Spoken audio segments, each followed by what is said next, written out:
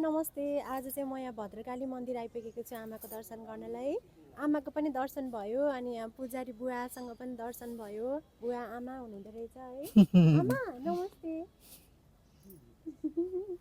बुवा नमस्ते। नमस्ते।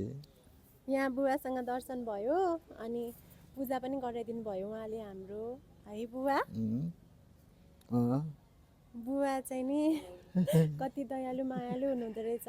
गफ गऱ्यौँ होइन बुवा? आमाको बारेमा जे पनि भनिदिनु न बुवा। भगवानको बारेमा केही भनिदिनु न। माको बारेमा जुन नि भद्रकाली माता हुन् उनी जहाँ पुग्छन् जहाँ पनि पुग्छन् त्यसलाई पनि सहायता गर्छन्। सबै मान्छेहरू आइराखेका हुन्छन् पूजा गर्न। कोही बोका पनि ल्याउँछन् कुखुरा पनि ल्याउँछन् त्यो काटेर पनि जान्छन् है। त्यो चल्छ एकछिन म खुसी छु मासँग। आमासँग खुसी हुनुहुन्छ? उहाँ चाहिँ नि उहाँको बुवा हुनुहुन्थ्यो त्यो पहिला यहाँ पूजा हाँसिराख्नुहुन्थ्यो खुसको चाहिँ यहाँ त गिजा हाँसिया हुन्छ। आमाको अनुहार हाँसेको छ है मूर्ति। साँच्चीकै हो बुवा हाँसिराखेको हुनुहुन्छ। हजुर म त्यहाँ भन्दाखेरि मैले पनि फोटोमा त्यो मूर्तिमा देखेको आमा बुवा पहिलोचोटि आउँदाखेरि म झट्टै हेर्दाखेरिमा हाँसिरहेको मूर्ति देखेँ। अनि त्यसपछि होइन मलाई त्यस्तो लाग्यो हो कि साँच्चीकै हो कि पनि मूर्ति अनुहार हाँसिरहेको छ। उहाँ त अझ दसैँमा ठुलो दसैँमा असाध्यै चाहिँ हाँसिराखेको म देखिरहेको छु। हजुर हजुर पनि हाँसिराख्नुहुन्छ नि बुवा। आमाको बुझ्नु हो हजुरलाई नि? भक्कले पूजा गर्छु म बुझ्छु आमाको कुराहरू। आमा नि जब जान्ने हुनुहुन्छ 8 हात छन्।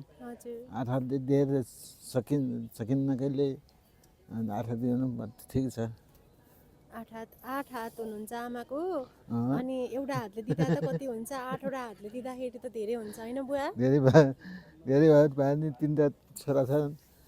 यो बुढी हो छोरी छन्। आमा उता गणेश मन्दिरमा बस्नुहुँदो रहेछ।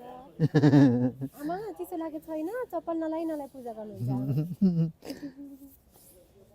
कति पूजा गर्नुहुन्छ यहाँ। यहाँ आमा बुबाको पूजा गरेर यहाँ हात हेर्नु न कस्तो भएको छ। धेरै पानी चलाएर चिसो बरफ जस्तो छ हात है बुबा। कति मान्छेहरू कति धेरै सुसार गरेर तेल लाएर घाममा बसेर मिठो मिष्टान्न खाएर हस्पिटल धाउँदै हैरान छ होइन बुवा? यहाँ हेर्नुहोस् न बुवाको भगवानको शक्ति भनौँ कि के भनौँ यस्तो ठिटाउने हात चिसामा यस्तो पनि ठिक छ। म अहिले बाले छोडेपछि म आज पूजारै बसेँ। ठिक छ म खुसी हुन्छु। आमासँग आउँदाखेरि खुसी हुन्छु। वरदान दिनुहुन्छ। 3 भाइ छोरा छन्। अब यो बुढी भाइ अनि छोरी छैनन्। मनको शान्ति छ है बुवा सबैभन्दा ठुलो? शान्ति छ। शान्ति अन्त आमासँग आएपछि त अन्त लटपटिन्छु त्यतिकै। लटपटिन्छ हजुर हजुर।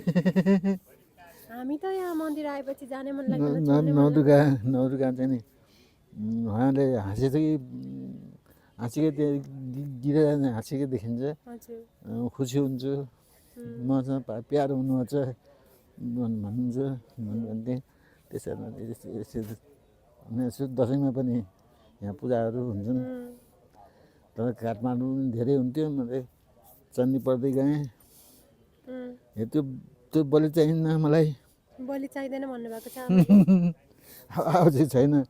बलि आवश्यक छैन नि भने मतलब भगवानलाई मन्दिरमा ल्याएर बलि चढाउँदैमा धर्म हुने होइन रहेछ होइन? बुवाले त के भन्दै हुनुहुन्छ? बोकाहरू कुखुराहरू त भक्त हुन् रे। आफ्नो ज्यान प्राण दिए तिनीहरू भक्त हुन् रे भन्नुहुन्छ। म पनि शाकाहारी बन्ने बुवा। म सानै बेलादेखि शाकाहारी थिएँ। बिचमा चाहिँ नि बिटोलिए बुवा। अब म फेरि शाकाहारी नै बन्ने भन्ने सोच राखिरहेको छु। के मलाई आज एकदमै हजुरलाई भेटेर साथी अहिले सभामा रगतै हुन्थ्यो। हाँस्नु रगत हुन्थ्यो। तर चाहिँ मैले बन्द गरेको छु।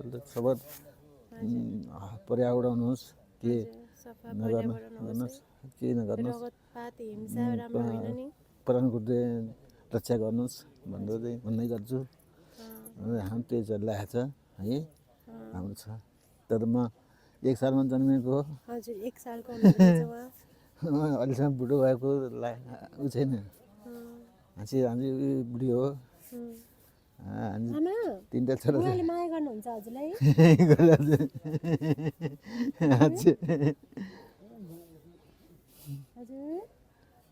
माया त गर्ने हो भने अब नगरेको भएन मलाई पनि माया गर्ने हो छोराहरू छन् 3टा छोरा छन् आमा हो हजुर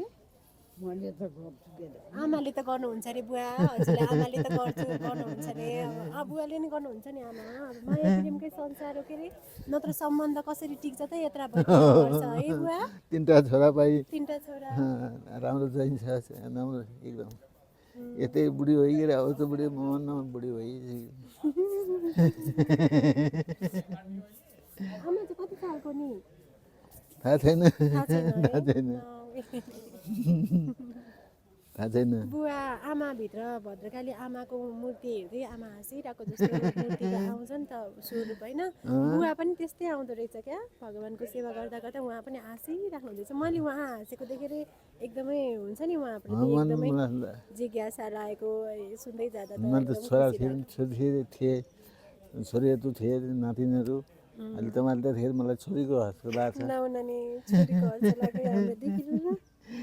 एकदम तिमीलाई खुसी लागोस् घरको आमाको चाहिँ आशीर्वाद लगाइराखोस् है सब परिवारमा चाहिँ सुख शान्ति होस् अरू केही चाहिँदैन भगवान्ले हात राख्दैछु नि शिरमा भगवान्को हात भयो भने केही चाहिँदैन अरू कोही चाहिँदैन केही चाहिँदैन भगवान्को हात राख्दिनु मलाई चाहिँ मागे दिनुहुन्छ मलाई चाहिँ केही चाहिँदैन हजुर पैसा दिनुहुन्छ हजुर अरू थोर चिठी दिनुहुन्छ मलाई खुसी छु खुसी हुनुहुन्छ हजुर अन्त पुजारी रोग छैन केही सबै कुरा चाहिँ काम चलेको छ छोराहरू छन् 3टा काम गरेको छन् राम्रो काम गरेका छन् यो बुढीले हेर्दै गरे मलाई सब ठिक छ नानी छोरी है हस् पुरा एकदम खुसी लाग्यो हजुरले भेटेर असाध्यै मलाई मन छोरी थिएन म छोरी थिएन नि छोरा थिएन म आउँछु नि बुवा हजुरले भेट्न बेला है सम्झिनु है हजुर घरमा नि आउला नि आमा आउँदै गर्छु म बेला बेलामा आउँछु ल हजुरहरू बस्नु ल हाँस है